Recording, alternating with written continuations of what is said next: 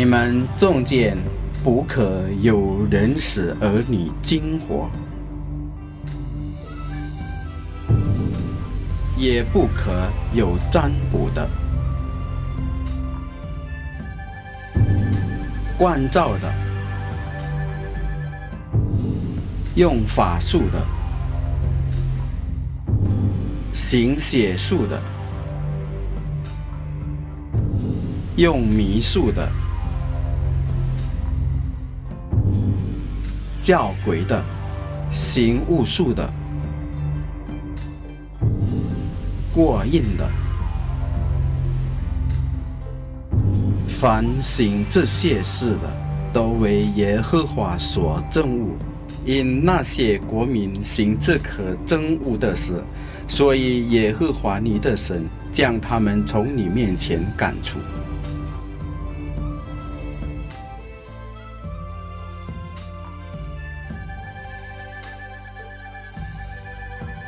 当我寻找答案，所谓考量尊贵，所谓考量财物，所谓考量力量，世界所给的引诱，看来全都得着，原来全是欺骗，要细很多。主，我要向上，向谁祷告？我只要清白最大的耶稣，我和耶稣的名，耶稣，我和耶稣的名，耶稣，我和耶稣的名，主，我要向上，向谁祷告？我只要清白最大的耶稣，我和耶稣的名，耶稣，我和耶稣的名。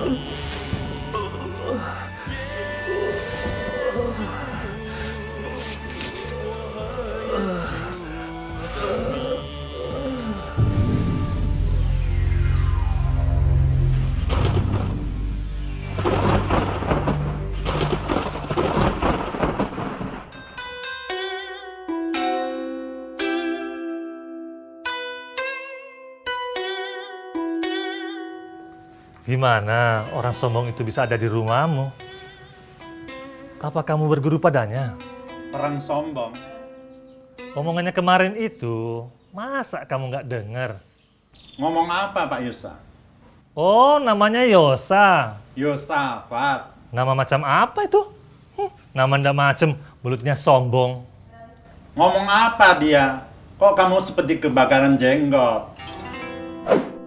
Ya, kemarin waktu aku datang ke sini, kamu nampak asik ngobrol dengannya. Ya, sambil nunggu iseng-iseng aku baca koran. Tak taunya, dia mendekatiku.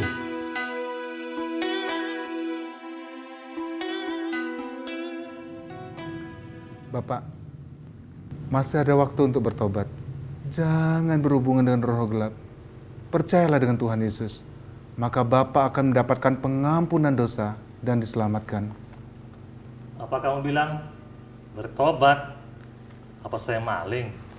Saya bukan maling. Dan saya tidak pernah berhubungan dengan roh-roh gelap. Bapak berita kan? Pak, boleh saya minta waktu datang ke rumah Bapak?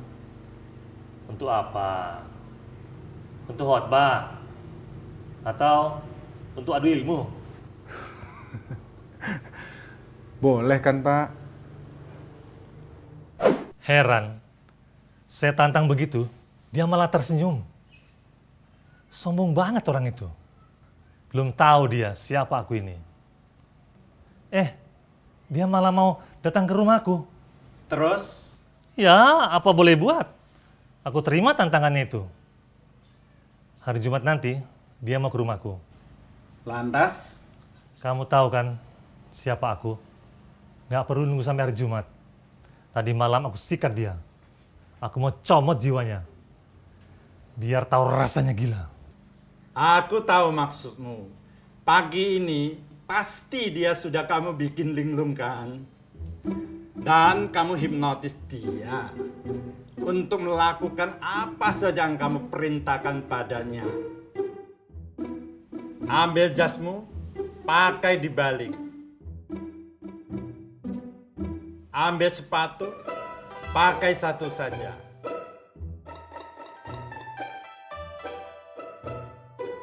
Ambil bukumu itu, khotbah kucingmu itu.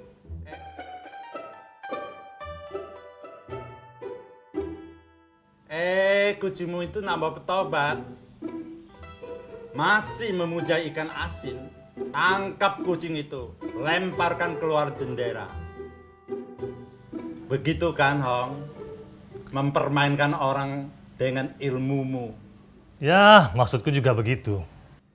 Tapi bukan dia yang linglung. Aku hampir mati. Tanganku sendiri. Ilmuku mental. Aku ingin ketemu dengan orang itu. Ilmu apa yang dia punyai? Ini sudah garis nasib kita, Hong. Kita perlu ketemu orang semacam itu. Maksudmu? Kamu kan tahu, aku baru mengalami peristiwa yang sangat menggoncangkan jiwaku. Kematian anak-anakku. Siapa yang bisa jawab? Aku ini salah apa? Aku ini salah apa? Mengapa anak-anakku mati? Mengapa? Siapa yang bisa jawab? Siapa yang bisa jawab? Manusia bisa jawab? Dewa bisa jawab? Atau Tuhannya siapa yang bisa jawab? Kalau memang Tuhan ada, jawablah aku. Jawablah aku.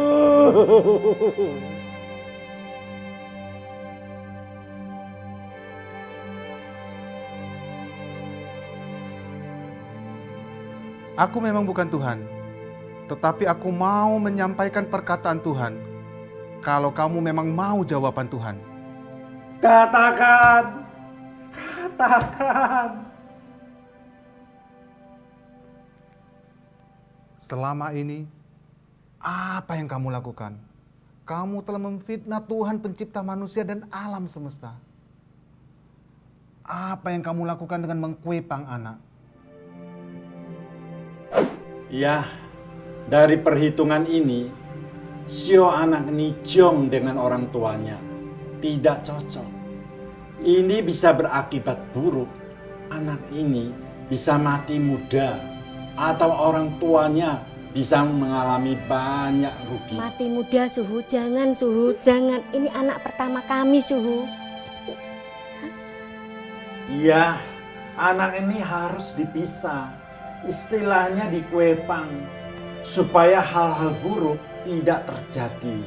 Maka anak ini jangan manggil kamu papa dan mama. Serahkanlah dia sebagai anak dari saudaramu. Kamu tetap bisa terus merawatnya. Bagaimana? Apa tidak ada jalan lain, Suhu? Jangan khawatir. Anak ini tetap dalam asuhanmu. Tetap di rumahmu. Hanya caranya memanggil saja. Seakan-akan anak ini bukan anakmu, tapi anak dari saudaramu. Inilah yang disebut di kue pangkang.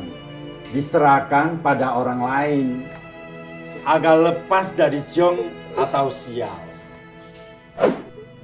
Dengan ramalanmu, kamu telah memfitnah Tuhan. Seakan-akan Tuhan memberikan anak yang sial kepada orang tuanya. Nah, dengan kue pangmu, kamu memisahkan anak-anak dari orang tuanya. Dan memisahkan orang tua dengan anak-anaknya. Ada berapa anak yang telah kamu pisahkan dari orang tuanya? Ada berapa anak yang sampai sekarang tidak bisa memanggil papa dan mama kandungnya sendiri? Dengan kematian anak-anakmu, seharusnya kamu tahu perasaan orang tua yang dipisahkan dari anak-anaknya. Seharusnya Tuhanlah yang protes pada kamu, bukan kamu yang protes pada Tuhan. Apa yang kamu lakukan dengan ramalan Hong Suimu?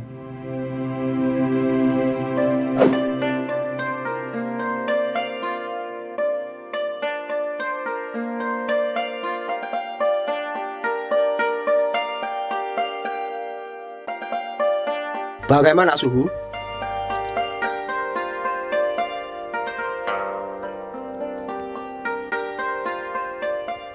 Ya, posisi pintu ini harus dirubah. Karena ini menghalangi rezeki yang masuk ke kantor ini. Posisi yang tepat, pintu ini harus dipindahkan ke posisi kiri. Supaya rezekinya mudah masuk dan tidak mudah keluar lagi. Bagaimana? Kalau mau hoki, posisi pintunya harus dirubah.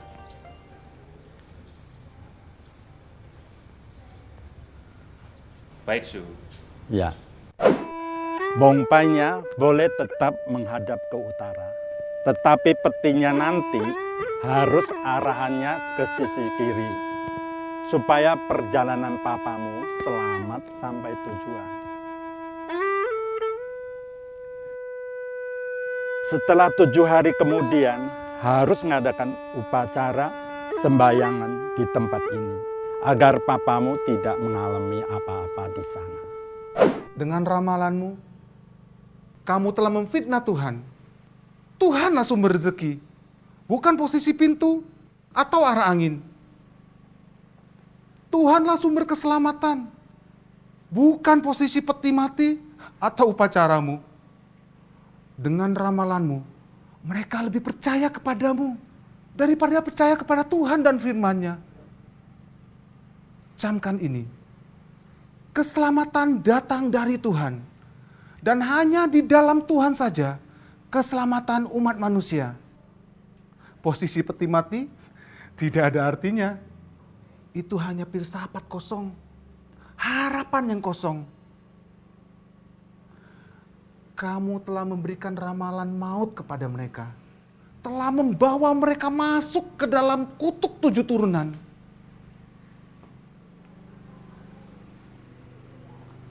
Aku tidak seperti yang kamu pikir. Yang aku lakukan untuk membuang sial. Apa itu tidak baik? Apa itu tidak baik? Apa? Itu baik. Kamu memisahkan anak-anak dari orang tuanya, itu baik. Kamu memisahkan umat manusia dengan Tuhannya, itu baik. Itu baik versi iblis. Itulah buah pohon pengetahuan yang baik dan jahat. Yang dimakan oleh manusia, yang sumbernya adalah iblis. Yang seharusnya manusia makan adalah buah pohon kehidupan. Yang sumbernya adalah diri Tuhan Yesus sendiri sebagai sumber kehidupan manusia. Camkan ini. Kematian anak-anakmu dikarenakan telah tiba waktunya bagi kamu dan keluargamu memasuki kutuk maut 7 turunan. Inilah tumbal yang iblis minta dari papamu, yang juga praktek ramal-meramal sepertimu. Ramalannya memang tepat, tetapi harus dibayar dengan nyawa keturunannya, nyawa anak-anakmu. Apa? Nyawa anak-anakku jadi tumbal? Iblis tidak memberi sesuatu dengan gratis, Bung. Maka jangan bekerja sama dengan iblis. Dan jangan salah mengerti dengan Tuhan. Tuhan itu kasih. Dan hanya kasih Tuhan saja yang dapat melepaskan kita dari tangan iblis. Dari kutuk maut 7 turunan. Inilah waktunya bagi kamu bertobat dan percaya kepada Tuhan Yesus. Menerima Tuhan Yesus sebagai Tuhan dan Juru Selamatmu. Agar kamu dilepaskan dari kutuk maut 7 turunan. Tidak lagi menyakiti hati Tuhan. Tidak lagi memisahkan anak-anak dengan orang tuanya. Tidak lagi memisahkan Tuhan dengan umatnya. Itulah pertemuan saya dengan Pak Yusa. Kata-katanya jelas, tegas, dan dia benar. Wah, ya nggak bisa gitu. Ilmu kita ini putih. Dari Tuhan juga. Apa salahnya nolong orang lepas dari nasib sial? Apa salahnya nolong orang mendapat hoki? Apa salahnya membimbing orang agar arwahnya mendapat jalan yang terang? Nggak salah kan? Nggak salah kan? Kamu jangan terpengaruh sama khotbahnya. Kalau aku tidak akan terpengaruh sama khotbahnya. Aku hanya ingin tahu ilmu apa yang dia punyai. Tidur saja, ilmuku mental. Akan aku tunggu orang itu.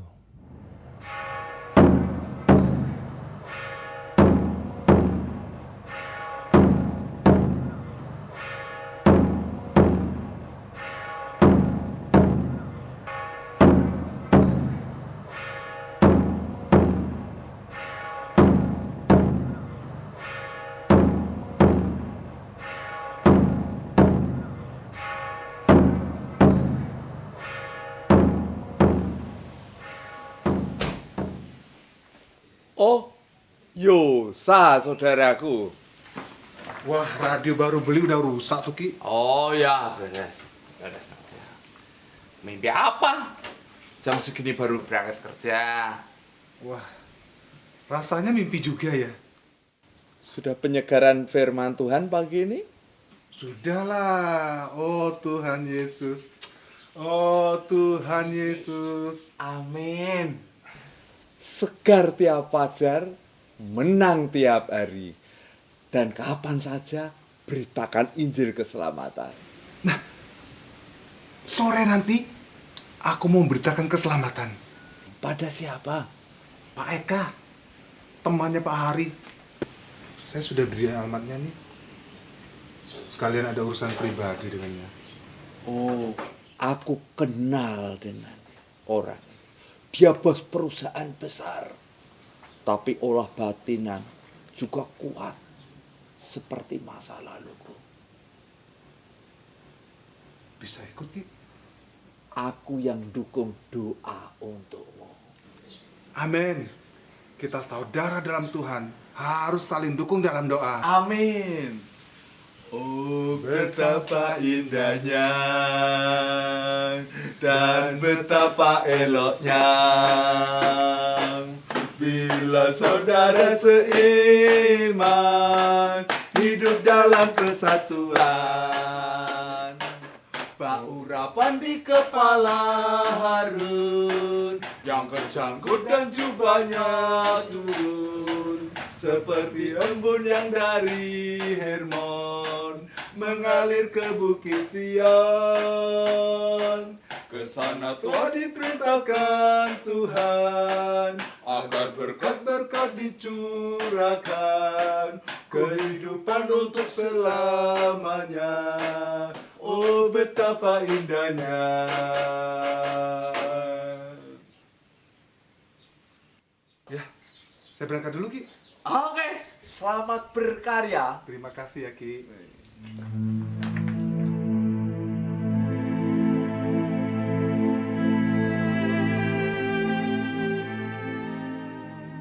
Kalian saudara sepeguluan. Kalian mesti jaga pertalian adalah saudara sepeguluan. Hah? Semalam Eka tidak datang. Kalian tak tahu.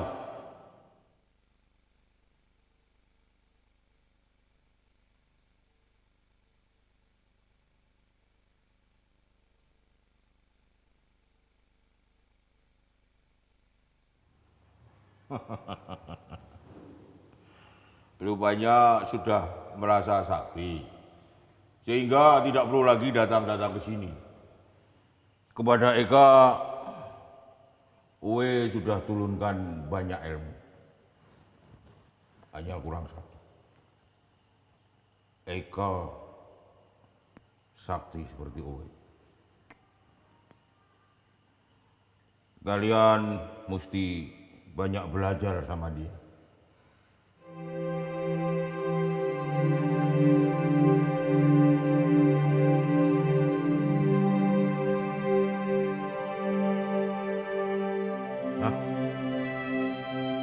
Eka dan Halichan. Ada apa dengan mereka? Mungkin Eka menghibur Halichan Suhu. Menurut perasaan Uwe tidak demikian. Kita mesti waspada. Kelihatannya ada sesuatu yang membayangi mereka.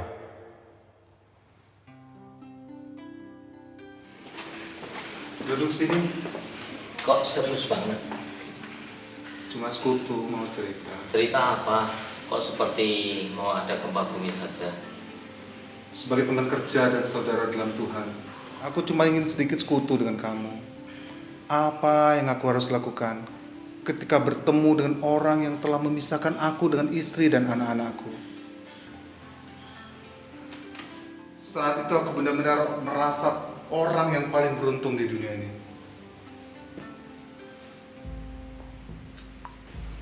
Mendapat istri yang cantik yang adalah pacarku di kampus. Istriku anak orang kaya raya pemilik perusahaan besar di Surabaya. Dan aku diserahi mengurus salah satu cabangnya di kotaku. Semua pekerjaanku lancar. Dan rumah tanggaku gak ada apa-apa. Tidak ada masalah. Hari berganti hari, tahun berganti tahun. Tidak terasa aku telah memiliki 2 anak yang cantik dan tampan. Rasanya lengkap sudah kebahagiaanku. Seakan semua orang mengatakan akulah orang yang paling diberkati di dunia ini. Sampai satu ketika kami mendapat kabar bahwa mamanya istriku sakit dan kokonya istriku sakit keras. Semua keluarga disuruh berkumpul di rumah mertuaku. Secepatnya aku dan keluargaku meluncur ke Surabaya. Setibanya di sana hari sudah malam. Dan semua keluarga sudah berkumpul di situ. Hanya kokonya istriku yang sedang dirawat di rumah sakit. Di situ ada seorang suhu yang belum begitu tua. Tapi papa dan mama nampak hormat padanya. Nah, dari perhitungan suhu itu didapatkan bahwa penyebab sakitnya mama dan kokonya istriku adalah adanya ketidakcocokan sio di antara keluarga kami. Sio istriku bertentangan dengan sio aku. Sio aku berlawanan dengan sio anakku yang laki-laki atau ciong, atau tidak cocok. Dan suhu itu minta supaya anakku dipisahkan dariku dan diserahkan kepada suhunya yang lebih kuat untuk menahan ciong itu. Menurut ramalan si suhu itu, apabila anakku tidak diserahkan kepada suhunya, maka akan terjadi sial atau malapetaka besar pada keluarga besar istriku. Berdasarkan imanku, aku menolak keputusan itu. Dan penolakanku membuat keluarga besar istriku ketakutan dan sangat khawatir akan terjadi sial atau malapetaka besar di keluarganya. Besok harinya, kokonya istriku meninggal dunia. Akibatnya aku disalahkan dan dibenci oleh keluarga besar itu. Bahkan sikap istriku pun nampak berubah. pada upacara kematian, akulah satu-satunya dari keluarga itu yang tidak memakai pakaian kabul. Tidak mau sujud di depan peti mati, tidak mau melakukan ini, tidak mau melakukan itu. Dan aku hanya duduk atau berdiri saja. Aku melihat sorot kebencian dari suhu dan keluarga besar itu. Beberapa hari kemudian, sakit mama makin parah. Bahkan papa pun jatuh sakit. Aku harus diusir dari rumah itu. Harus bercerai dengan istriku dan berpisah dengan anak-anakku. Aku tetap menolak keputusan itu. Akibatnya aku dipecat dan diusir dari rumah itu. Kehilangan harta dan kedudukan tidak masalah. Tetapi kehilangan keluarga yang sangat aku kasihi. Aku tidak berdaya. Yang lebih menyakitkan hatiku ketika aku melihat anakku menangis dan memanggil-manggil aku. Papa, Papa, Papa. Aku tidak bisa berbuat apa-apa. Aku hanya berjalan dan berjalan mengikuti langkah kakiku.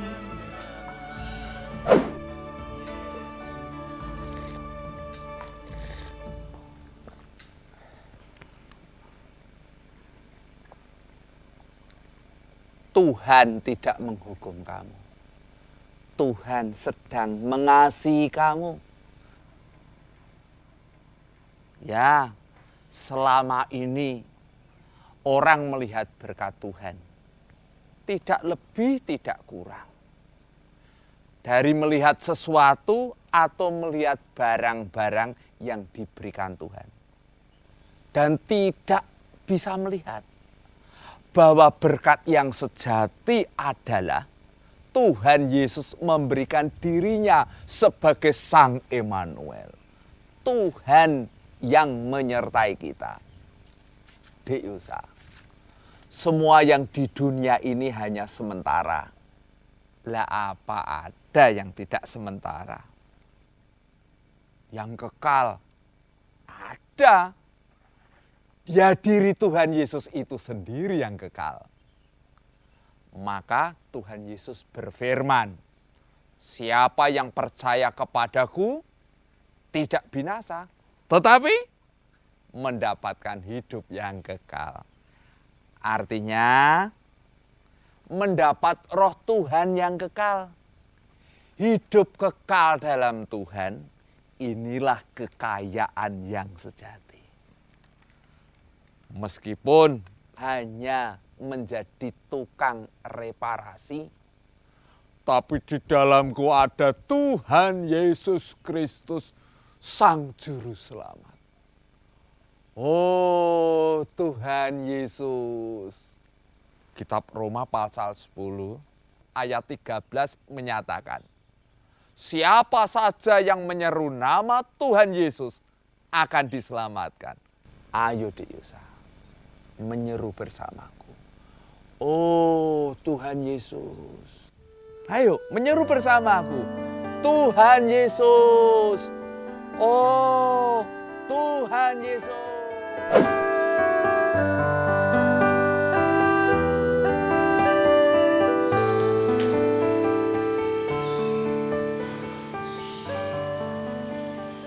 Melalui tukang reparasi elektronik yang nampak sederhana itu, imanku dibangkitkan kembali.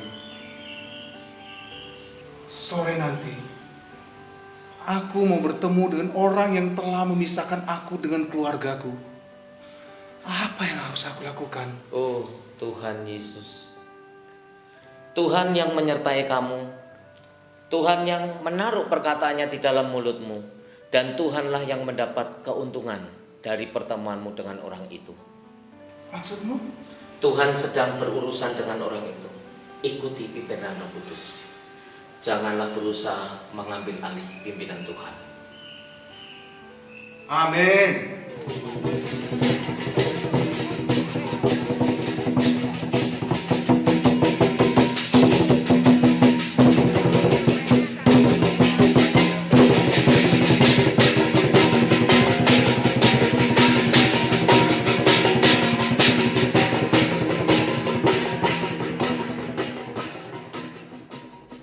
Ya, terus terang saja, Dek. Sudah bertahun-tahun saya berguru pada Su Yang Sakti. Dan saya senang sekali, karena saya bisa melihat dunia roh-roh. Dan dengan meditasi, saya juga dapat mengunjungi tempat-tempat keramat dan berjumpa dengan roh-roh yang berjaga di sana. Dan saya juga banyak mendapat mantra yang ditulis dalam pikiran saya, dan banyak jimat.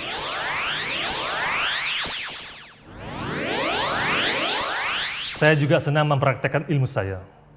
Jadi saya nggak perlu repot-repot untuk menagih hutang.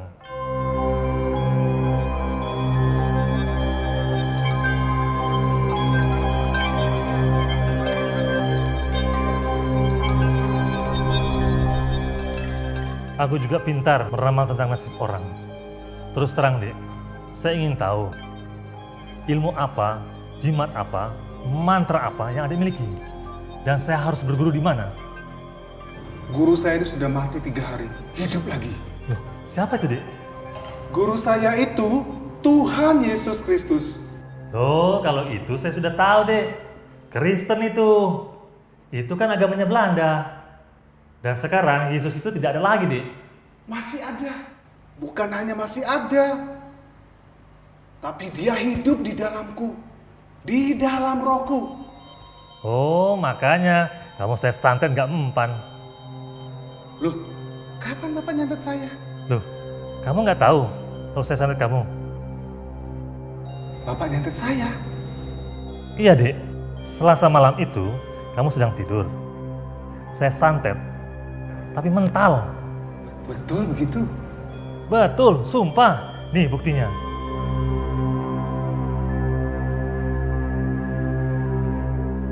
Punya ilmu apa, Dek? Bukan ilmu. Ini bukti bahwa Tuhan Yesus hidup di dalam saya, di dalam roh saya. Tapi pelanggan-pelanggan saya banyak juga yang Kristen. Mereka bisa saya sikat dengan ilmu saya. Kristennya bagaimana? Kristen KTP, Kristen tanpa pernyataan Roh Kudus. Yesus Kristus hanya dimengerti di pikirannya saja. Tetapi hidupnya penuh dengan kedagingan, iri hati, dengki, kemarahan. Orang yang seperti ini kamu serang, ya roboh. Tetapi Kristen yang sungguh-sungguh telah menerima Roh Kudus di dalam rohnya dan hidupnya dipimpin oleh Roh Kudus, ini baru manusia sakti, manusia Allah, anak-anak Allah. Kamu sudah merasakan sendiri tuh akibatnya. Iya ya. Terus bagaimana caranya supaya saya mendapat roh Yesus yang sakti itu? Ya, maksudku, apa caranya sama seperti caraku? Harus vegetarian, makan sekali sehari, baca mantra-mantra, tapa bisu, tidak boleh bicara selama 1 minggu. Apa caranya seperti caraku? Tidak seperti itu. Kita hanya perlu bertobat dan percaya kepada Tuhan Yesus dengan berdoa di dalam nama Tuhan Yesus. Hanya berdoa? Enteng sekali. Ringan. Jangan anggap enteng doa ini. Karena Yesus Kristus adalah nama Allah yang wujudnya adalah Roh Kudus. Jika Bapak berdoa di dalam nama Tuhan Yesus, maka Roh Kudus akan masuk ke dalam roh Bapak. Inilah yang disebut dengan dilahirkan kembali. Dilahirkan menjadi anak Allah. Artinya, roh Allah berbaur menjadi satu dengan roh kita. Inilah yang disebut dengan manunggale Gusti lan kawulo. Inilah orang Kristen yang sejati. Loh, kok mudah ya, Dek? Allah tidak pernah mempersulit manusia. Jika mau, semua orang bisa menerima. Bapak mau menerima roh Allah yang sakti dan menyelamatkan. Orang ini memang sakti. Aku sikat dengan kesaktianku mental. Kelihatannya tulus juga orang ini. Dan bagus juga ajarannya. Tidak aneh-aneh. Bagaimana Pak? Mau berdoa bersama saya dan menerima Yesus Kristus, Sang Kesaktian sejati dan Juru Selamat manusia? Aku akan berdoa dan Bapak ikuti doaku dengan keras. Dengan keras. Tuhan Yesus, oh Tuhan Yesus, oh Tuhan Yesus, oh Tuhan Yesus.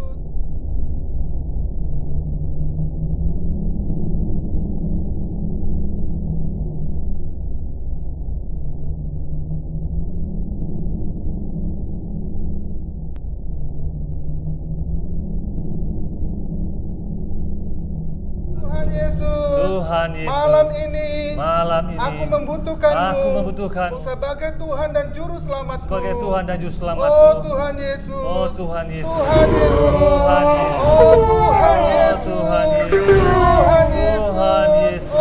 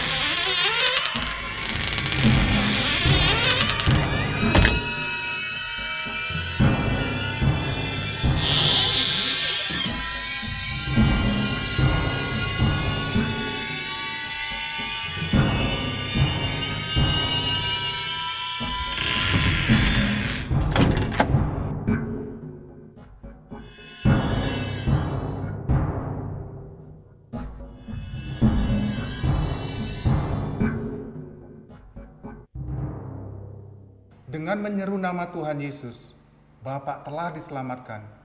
Darah Tuhan Yesus telah mencuci semua dosa-dosa Bapak. Roh Allah, Roh Yesus Kristus yang disebut dengan Roh Kudus, telah Bapak terima di dalam roh Bapak. Sekarang Bapak telah dilahirkan di dalam roh, menjadi anak Allah. Oh, aku jadi anak Allah? Jadi anak angkatnya? Bukan anak angkat, tetapi benar-benar menjadi anak Allah. Karena semua orang yang menerima Yesus Kristus akan diberi kuasa supaya menjadi anak Allah bagi mereka yang percaya di dalam nama Yesus. Amin. Jadi Pak Eka sekarang telah menerima roh Allah di dalam roh Pak Eka dan benar-benar telah menjadi anak Allah. Jadi kita sekarang saudara sekandung dalam Tuhan Yesus. Amin. Amin. Dan jika terjadi sesuatu, tetap berseru kepada Tuhan Yesus. Maka segala kuasa gelap dapat dipatahkan oleh Tuhan Yesus. Tuhan Yesus. Loh, sepertinya saya pernah mengenal wajahmu ini. Tapi di mana ya? Di Surabaya, di rumah mertuaku dalam rapat keluarga 10 tahun yang lalu. Malam itu, aku kehilangan istri dan anak-anakku. Ya. Aku ingat. Terus bagaimana dengan istri dan anak-anakmu? Mereka ada dalam kuasa ramalan maut yang mereka percayai. Maksudmu? Istriku dijodohkan dengan seorang laki-laki yang pada akhirnya ketahuan bahwa dia bercumbu. Dan semua harta istriku ludes. Dan dia sangat menderita. Anakku yang laki-laki sekarang ada dirawat di panti rehabilitasi narkoba di Surabaya. Tuhan masih memberikan kesempatan kepadaku untuk menyelamatkan satu anakku dari ramalan maut. Anakku yang perempuan yang mau ikut aku sekarang sekolah di Farmasi di Semarang. Mengapa nasib istrimu bisa seperti itu? Biasanya ramalanku membuat orang jadi sukses, jadi kaya. Tapi mengapa istrimu bisa seperti itu? Karena istriku telah percaya kepada Tuhan Yesus dan sudah menjadi anak Allah. Sebagai anak Allah, seharusnya istriku tidak main-main dengan kepercayaannya. Dan jangan mau dipermainkan oleh ramalan nasib. Tapi aku yakin dan percaya, satu saat nanti istriku akan diselamatkan. Karena dia telah menjadi anak Allah dan tetap anak Allah.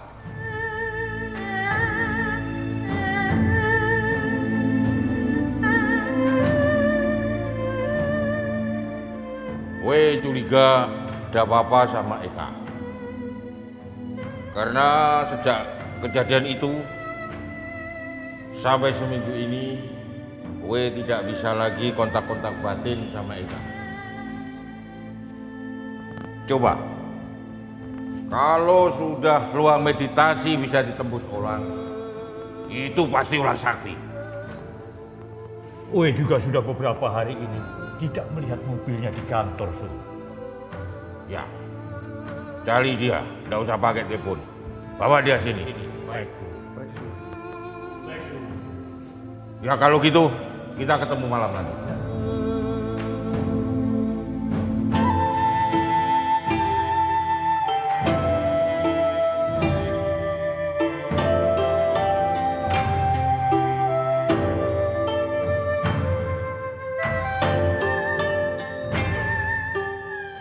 Duduk sini, Mas. Nggih, Pak. Jika mau belajar ilmu, ada dua guru, si A dan si B. Misalnya, si A lebih pintar, lebih sakti daripada si B. Kamu mau pilih yang mana?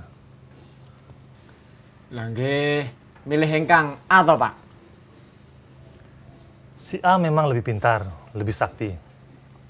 Tapi dia itu masih muda. Mungkin kurang pengalaman. Sedang si B sudah tua, mantap, banyak pengalaman. Pilih mana? Wah, menawi ngaten nggih. Bingung milihipun, Pak. Ya, beberapa hari ini aku sengaja cuti untuk menyelidiki ada mantra apa dalam buku ini. Kok orang yang pegang buku ini, aku ditumpangi tangannya, aku ora iso obah. Bayangkan, ilmu yang sudah aku tekuni selama bertahun-tahun, itu rontok hanya dalam waktu beberapa menit saja. Sinten niku, Pak? Si A. Ya terus, wonten mantra napa niku, Pak? Nggih buku niku, Pak? Lah, kalau tak baca-baca, sepertinya bukan mantra-mantra. Tapi makin tak baca, kok makin menarik saja buku ini. Nih, tak bacakan satu mantra. Semua orang yang dipimpin Roh Allah adalah anak Allah. Sebab kamu tidak menerima roh perbudakan yang membuat kamu menjadi takut lagi. Tetapi kamu telah menerima roh yang menjadikan kamu anak Allah. Nah, si A itu mengatakan, aku sekarang ini adalah anak Allah. Karena ya seperti mantra ini katakan, aku menerima roh Allah. Jadi, aku anak Allah. Gimana, Mas? Apa aku sudah kelihatan seperti anak Allah? Wah, kalau anaknya Allah itu kan wajahnya bersinar-sinar. Gitu tau, Pak? Lah, wajahku sudah bersinar-sinar. Sinar belum?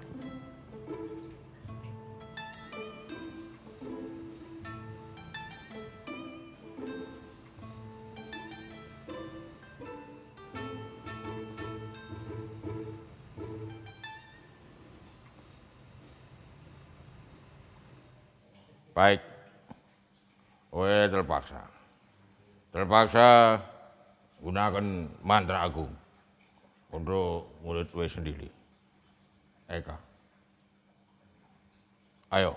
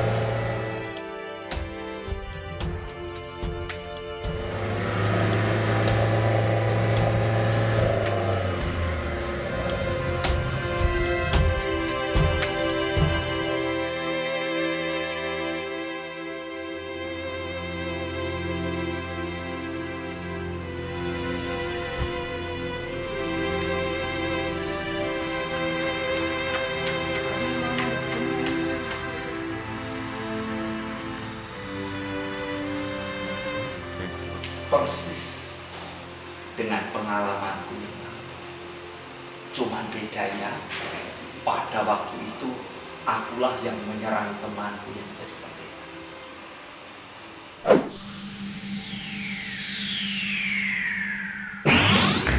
Apa itu?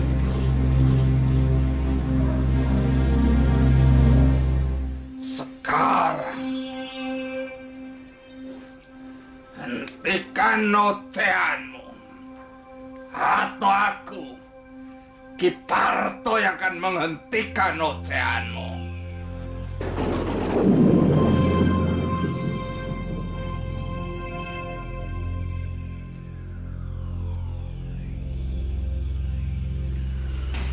Aji, Mas Parto. Berarti Mas Parto yang... Ya, aku yang menyerang gereja ini. Oh, haleluya. Luar biasa. Sekarang aku telah diselamatkan. Aku kapok. Aku tidak mau lagi dolanan dengan setan, dengan roh-roh yang tidak jelas juntrungnya itu, yang malah mencelakai orang, atau kita sendiri yang celaka. Tidak percaya? Datangilah gurumu yang baru saja menyerangmu. Pasti dia.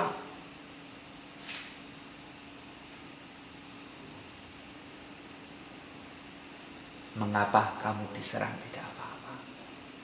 Ya karena di dalam kamu sekarang telah ada Roh Kristus, yaitu Roh Tuhan sendiri. luar biasa. Bagaimana roh Tuhan bisa di dalamku, Pak? Semua sudah tertulis di Alkitab yang adalah firman Tuhan yang sejati. Manusia itu diciptakan serupa dan segambar dengan Tuhan. Nah, tubuh kita ini untuk hidup di bumi dibuat dari debu tanah. Nah, kemudian Tuhan menghembuskan nafas hidupnya ke dalam tubuh manusia yang dibuatnya itu. Hembusan nafas hidup Tuhan ini jadi roh manusia. Nah, ketika dua bahan ini bertemu, jadilah jiwa manusia. Jadi kita ini manusia memiliki tubuh, jiwa, dan roh. Luar biasa. Binatang dan tumbuhan tidak mempunyai roh seperti manusia. Nah, roh manusia inilah sebagai tempat atau wadah untuk menerima roh Tuhan dan bersekutu dengan Tuhan. Karena kehendak kekal Tuhan adalah untuk masuk ke dalam manusia, manunggaling kawula karo Gusti, supaya apa?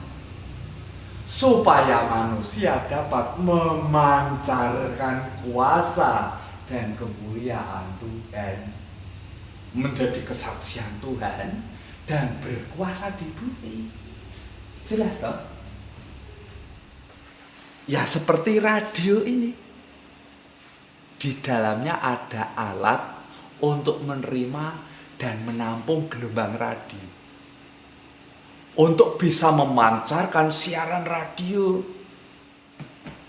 Maka firman Tuhan katakan, siapa yang mengikatkan dirinya dengan roh Tuhan, menjadi satu roh dengan Tuhan. Apa tidak luar biasa menjadi satu dengan Tuhan? Luar biasa. Bisa sedikit paham? Ya, sekarang saya paham, Pak. Mengapa ilmu saya mental ketika saya nyatip Yosa, meskipun dia sedang tidur? Untung tidak tewas kau. Bagaimana dengan gurumu? Kita harus cari Eka Sambit. Kalau tidak bisa dengan cara halus, kita lakukan dengan cara kita. Oke? Oke, siap. Oke, siap. Oke.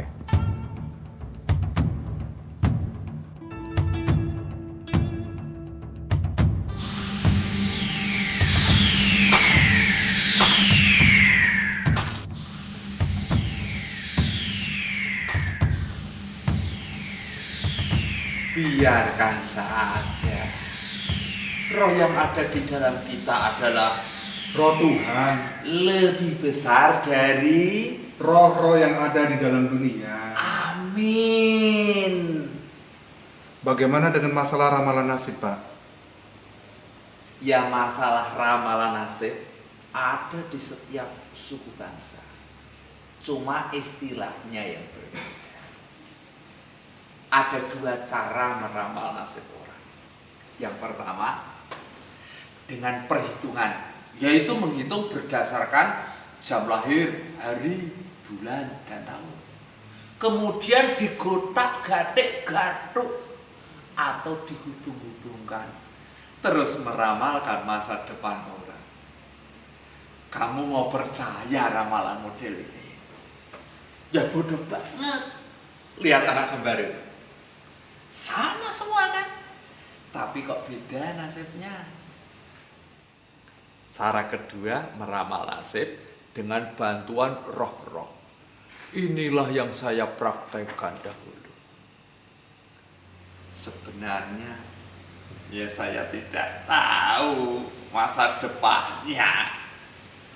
Tapi karena dia percaya kepada saya, maka saya dengan roh-roh itu membuat skenario nasibnya. Sehingga nasibnya ada di tangan roh itu. Ingat, ini sama dengan menyerahkan nasibmu pada roh itu. Sebentar, Pak. Kita meramal nasib orang itu untuk membuang nasib sial dan membuatnya bernasib baik. Bahwa mereka yang teramal nasibnya menjadi baik, sukses, makmur. Apa Bapak tidak melihat fakta ini? Melihat. Sekarang saya melihat dengan jelas. Sebagai dukun peramal nasib, pasti saya mau pasien saya bernasib baik dan mujur. Maka saya membujuk roh itu untuk membuat skenario nasib baik bagi pasien saya, meluluskan permintaannya. Dan roh itu ada permintaannya loh. Ada syarat, ada tumbal. Maka diadakanlah perjanjian dengan roh itu dengan membaca mantra-mantra dan mengorbankan binatang. Tahu enggak kamu? Apa arti mantra-mantra yang diberikan roh itu kepada kamu? Dan apa arti darah binatang?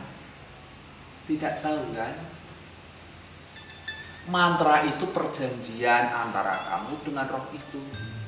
Biasanya tidak kita pahami. Itulah mantra. Kalau saya ucapkan dengan bahasaku, bisa seperti ini. Aku mau kekayaan, aku mau sukses. Untuk itu aku berjanji, aku mau memberikan nyawaku padamu. Juga nyawa anakku si A, aku berikan padamu. Bahkan nyawa istriku pun aku berikan padamu. Asal aku kaya, asal aku sukses, aku mau mati ikut kamu. Kalau bahasanya jelas seperti ini, apa kamu mau diberi kekayaan? Tapi anakmu mati kecelakaan, istrimu sakit kanker, dan kamu sendiri akhirnya mati dan tidak tahu dibawa kemana rohmu. Perhatikanlah keadaan keluarga orang yang suka pergi ke dukun. Maka mantra itu bahasanya tidak jelas, supaya kamu ikuti dan kamu menjadi kaya, tapi akibatnya fatal. Maaf Pak, bukankah hanya Tuhan yang berkuasa memberikan harta? Benar. Tuhanlah penguasa jagat raya ini. Tapi iblis juga mencuri milik Tuhan untuk diberikan pada orang yang mau ikut padanya. Maka ada ayat yang mengatakan, pencuri datang untuk mencuri, membunuh, dan membinasakan. Di mana, Dik Yosa? Yohanes 10 ayat 10 bagian A. Betul. Ya kasihan sekali, nasib hidup manusia yang tunduk pada iblis. Itulah ramalan maut. Makanya Tuhan sangat melarang manusia berhubungan dengan peramal nasib. Karena pasti akan masuk perangkap iblis. Oh Tuhan Yesus, kiranya Tuhan melepaskan orang-orang dari ramalan maut. Jalan orang Kristen bukan mantra-mantra, tapi firman Tuhan. Semuanya jelas tertulis di Alkitab. Dengan bahasa kita sendiri, bisa dibaca, bisa diuji kebenarannya. Amin. Saya juga sudah membacanya, Pak. Jelas. Luar biasa. Nah, sebelum terlambat, Dan sebelum gurumu itu membawa lebih banyak orang lagi ke dalam ramalan mautnya, datangilah gurumu itu, supaya dia juga diselamatkan dari belenggu kuasa roh-roh gelap yang tidak jelas juntrungnya itu. Beritakanlah nama Tuhan Yesus, Juru Selamat manusia, luar biasa.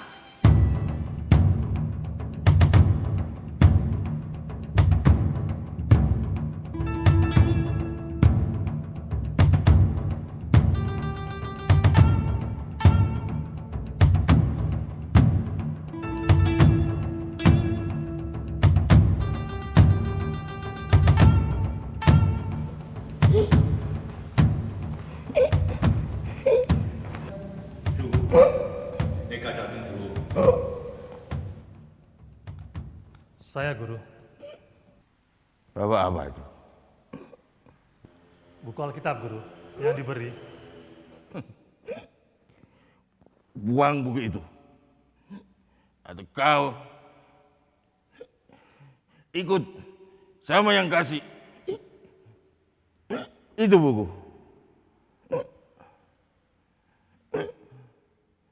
Tentukan sekarang. Kau tetap di sini. Atau buang itu buku. Atau pergi dari sini. Pergi.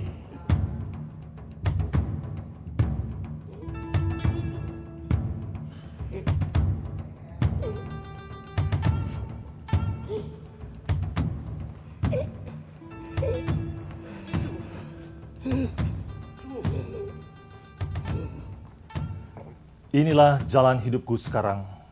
Dalam Tuhan Yesus Kristus aku telah diselamatkan. Dan dalam roh telah menjadi satu dengan Allah. Menjadi anak-anak Allah. Aku berdoa semoga guruku dan orang-orang yang mencari jalan lurus, jalan keselamatan, dapat menemukan Tuhan Yesus Sang Juru Selamat. Hanya Tuhan Yesuslah jalan kebenaran dan hidup kekal bagi umat manusia. Kala ku cari jawaban, apakah kunci kehormatan, apakah kunci kekayaan, apakah kunci kekuatan. Dunia semua janjikan, gila semua ku dapatkan, ternyata semua tipuan, banyak yang harus dikorbankan. Adakah dan siapa Tuhan, pada siapa ku berdoa, ku hanya mau sembah yang terbesar.